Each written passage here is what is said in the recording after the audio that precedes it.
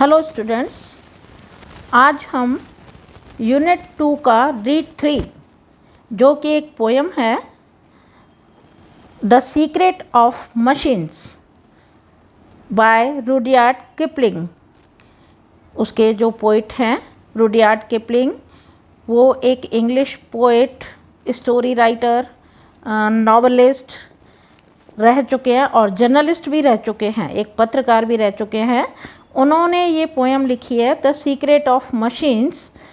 ये top title है poem का और इसका अर्थ है यंत्रों का रहस्य। मशीन का सीक्रेट मतलब मशीन्स का रहस्य क्या है।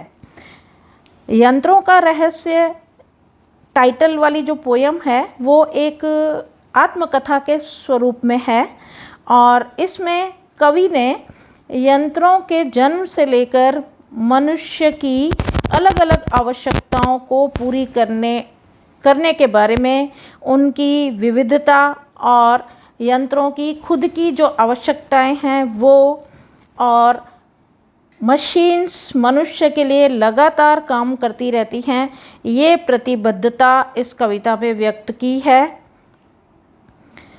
लेखक ने यंत्रों के विविध कार्यों को एक अलग ही, उनकी जो कार्यशैली होती है, कार्य करने का जो तरीका होता है, उसको संक्षेप में व्यक्त किया है। और इससे ज़्यादा एक बात और कि पोइट ने यंत्रों से ये बात कहलवाई है कि हम इमोशन लेस होते हैं।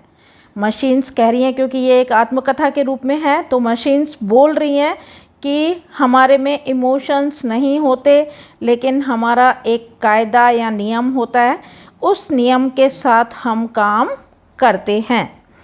तो इस पोयम में कवि ने मतलब मशीन्स का परिचय भी दिया है और उनके मतलब उनकी बनावट से लेके, उनकी कार्यशैली से लेके और उनका कि वो किस तरह से उनका निर्माण हुआ है, ये सब इस पोयम में व्यक्त किया है।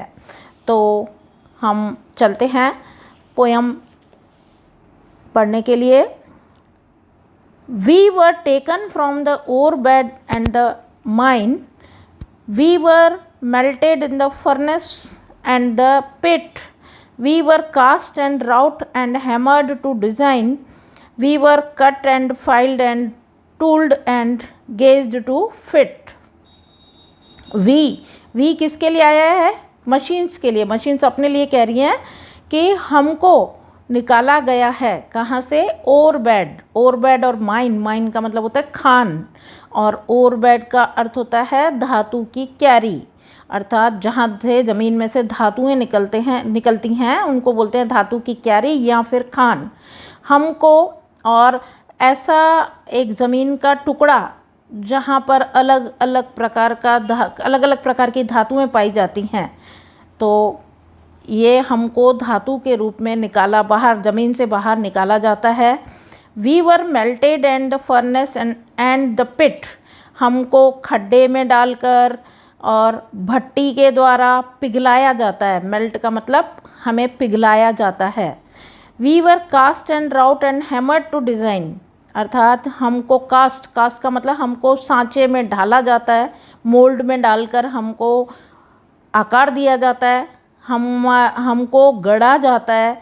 एंड हैमर्ड टू डिज़ाइन, और हमें डिज़ाइन करने के लिए हमारे ऊपर हथौड़े मारे जाते हैं, हथौड़े मारकर हमको अलग अलग तरह का आकार दिया जाता है।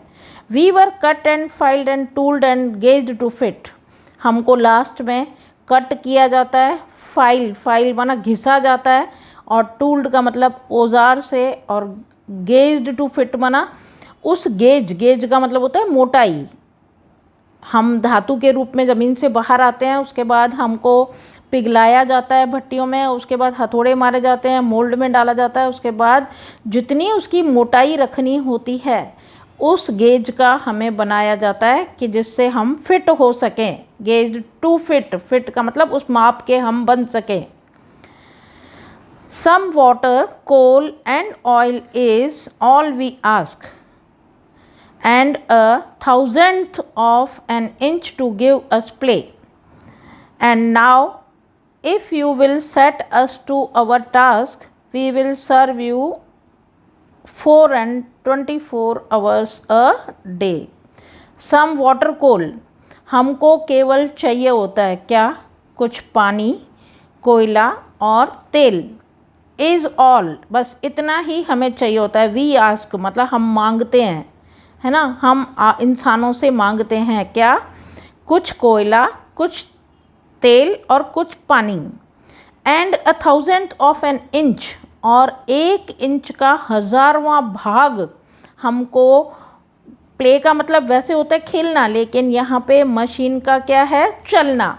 तो हमें चलना मतलब मशीन का काम करना, वर्क करने की जो स्थिति होती है ऐसी स्थिति में लाना. तो हमें काम करने के लिए हमको 1 इंच का 1000वां हिस्सा चाहिए होता है. And now if you will set us to our task, और उसके बाद जब आप हमें वो काम सौंप देते हो, तो सौंप दोगे, एंड तो हम क्या करेंगे? वी विल सर्व यू, हम आपकी सेवा करेंगे 4 and 24 hours a day, अर्थात चारों पहर. 4 का मतलब क्या होता है? 4 पहर, मतलब सुबह से लेकर रात तक, और 24 hours डे माना 24 घंटे हम आपके लिए काम करेंगे. We can pull and haul and push and lift and drive. We can print and plough and weave and heat and light. We can run and race and swim and fly and dive. We can see and hear and count and read and write. But remember, read and write. ये stanza है. We can pull and haul. हम किसी चीज़ को खींच भी सकते हैं. ये इसमें सारे मशीन्स की कार्यशैली जो मैंने आपको बताया स्टार्टिंग में, इंट्रोडक्शन में, कि ये अपनी कार्यशैली बता रही हैं कि हम क्या क्या काम कर सकते हैं. हम किसी चीज़ को खींच सकते हैं. हॉल का मतलब किसी चीज़ को धक्का भी मार सकते हैं, पुश कर सकते हैं, लिफ्ट माना उठा सकते हैं, एंड ड्राइव माना चला भी सकते हैं. वी कैन प्रिंट, हम प्रिंट भी कर सकते हैं. प्रिंट का मतलब प्रिंटिंग का काम, छपाई. एंड प्लो एंड वीव, प्लो माना जोतना, वीव माना बुनना, एंड हीट एंड लाइट, हम गर्मी भी दे सकते हैं, हम प्रकाश भी दे सकते हैं. हम we can run and race, हम दौड़ भी सकते हैं, और रेस का मतलब रेस भी लगा सकते हैं. And swim and fly and dive, और तैर भी सकते हैं, उड़ भी सकते हैं, और डुबकी भी मार सकते हैं. आप ये जो काम बताए गए मशीन से, उससे आप अंदाज़ा लगा सकते हो कि कौन सी मशीन्स ऐसी होती हैं जो खींचती भी हैं, धक्का मारती हैं, लिफ्ट माना उठाती भी हैं. जैसे बड़ी बड़ी जेसीपीज, क्रेन्स जो होती हैं वो क्या करती हैं, है ना. ये सब ड्राइव माना, आप देखो ट्रेन चलती है तो उसमें इंजन होता है, वो भी एक प्रकार की क्या है? मोटर ही है, मशीन है जिसको बनाया जाता है और वो चलती है. तो इसी तरह जोतने में ट्रैक्टर काम आते हैं, तो वो भी एक प्रकार की लोहे से बनी हुई मशीन ही है जो ज़मीन को जोतती है. प्रिंटिंग प्रेस जो चलती है वो भी मशीन है. बुनने का काम करती हैं जो मशीनें. हीट और लाइट जो देती हैं वो भी मशीन्स. और run and race and swim, तैर भी सकती हैं. ये इतने बड़े बड़े जो शिप्स हैं, बोट्स हैं, ये क्या है? मशीनें ही हैं. तो फ्लाई क्या कर सकती है? मशीन. उड़ती कैसे है? जो एरोप्लेन उड़ते हैं, फाइटर प्लेन्स उड़ते हैं, ये भी क्या है? एक प्रकार की मशीन्स ही हैं. डाइव माना गोता मार, सबमरीन जो होती हैं वो पानी के अंदर गोते मार के समुद्र के अंदर जो उनका काम होता है वो करती हैं. We can see and hear, हम देख भी सकते हैं. कंप्यूटर क्या करता है? देखता है, सुनता है, काउंट करता है, उसको रीड भी करता है और उसको लिखता भी है. तो कंप्यूटर भी एक प्रकार की क्या है? मनुष्य के द्वारा बनाई हुई एक मशीन ही है जो देखने, सुनने, काउंट करने का, पढ़ने का और लिखने का कार्य करता है. लेकिन उनकी एक बात है, वो कह रही हैं क्या? But remember please the law by which we live. लेकिन एक बात याद रखना कि जिस कायदे या जिस कानून के आधार पर हम जीवित रहते हैं, हम बनते हैं, we are not built to comprehend a lie. अर्थात हम उस चीज़ के लिए नहीं बने हैं कि हम किसी लाई का, कॉम्प्रिहेंड लाई का मतलब, वैसे लाई का मतलब होता है झूठ, लेकिन यहाँ पे है कि हम किसी अनिष्ट को, कुछ नुकसान होने वाला है या किसी के साथ कुछ बुरा हो रहा है, उस चीज़ को हम समझ नहीं सकते।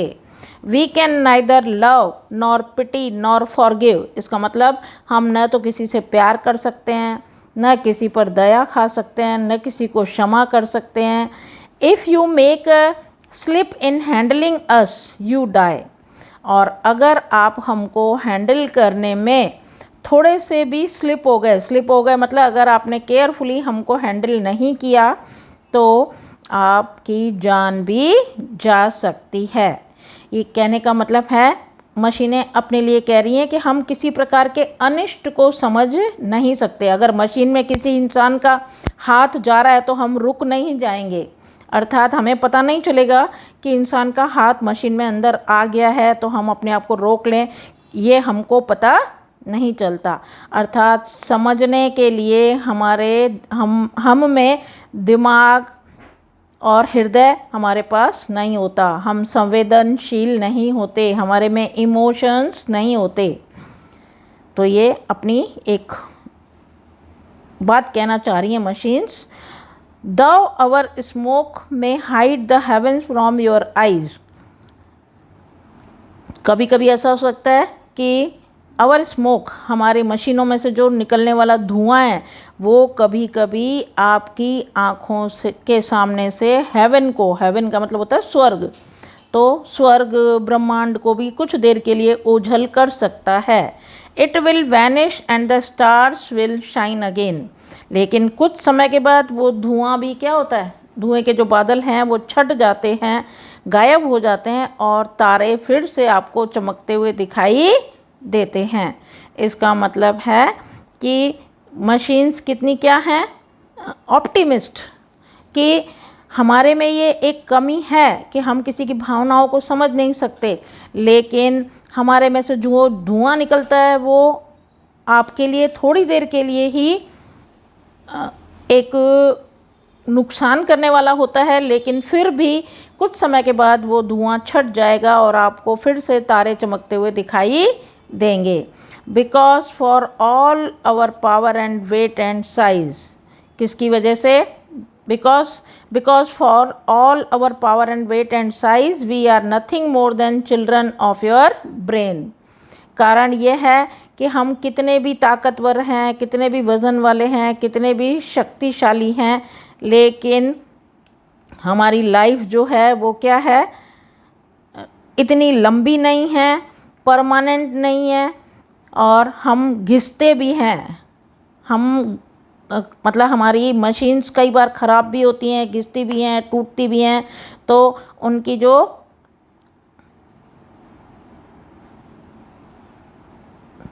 If you make a slip, हाँ, in handling us you die, though our smoke may hide heavens from your eyes, it will vanish, the stars will shine again, because for all our power and weight and size we are nothing more than children of your brain। हम क्या हैं, आप मनुष्यों के ही दिमाग की उपज हैं। हम उपज मतलब चिल्ड्रन का मतलब हम मनुष्य के दिमाग के ही बच्चे हैं। बच्चे का मतलब यहाँ पे किससे है, प्रोडक्ट से, मतलब हम एक प्रकार का उत्पाद हैं, लेकिन उत्पाद कहाँ से आया है, हम मशीनें बने कैसे, मनुष्य ने अपने दिमाग से हमको बनाया है।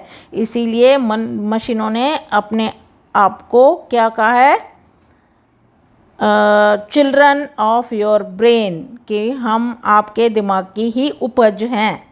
तो ये इसमें मशीन्स ने अपनी जो सीक्रेट बातें हैं वो रिवील की हैं, व्यक्त की हैं, और इस पोयम के माध्यम से हम समझेंगे कि जो भी मशीन्स छोटी एक ऑलपिन से लेके बड़े से बड़े fighter plane, tanks, machine guns, जो भी हम यूज़ करते हैं, एरोप्लेन्स, शिप्स, सब किससे बने हुए होते हैं, मेटल से। और वो मेटल क्या होता है, आयरन, है ना। और उसको निकाला ज़मीन से जाता है और उसको बनाते भी हम ही हैं और उनका उपयोग करते हैं, लेकिन उनका एक नियम होता है, कानून होता है कि हाँ वो एक कानून पर आधारित होती हैं कि उनको हमें केयरफुली हैंडल करना चाहिए, नहीं करेंगे तो हमारा ही नुकसान होगा। तो यहाँ पे ये पोयम ख़त्म होती है और हम मिलेंगे, इसमें ग्लॉसरी भी दी हुई है नेक्स्ट पेज पे, तो वो आप ग्लॉसरी नोट कर सकते हैं। कुछ ग्लॉसरी आपको लास्ट पेज पे दी हुई है पोयम के आगे, और कुछ एक्स्ट्रा एडिशनल जो ग्लॉसरी है वो मैंने आपको दी है। और हम अब मिलेंगे नेक्स्ट वीडियो लेक्चर में रीड 2 के साथ। Thank you.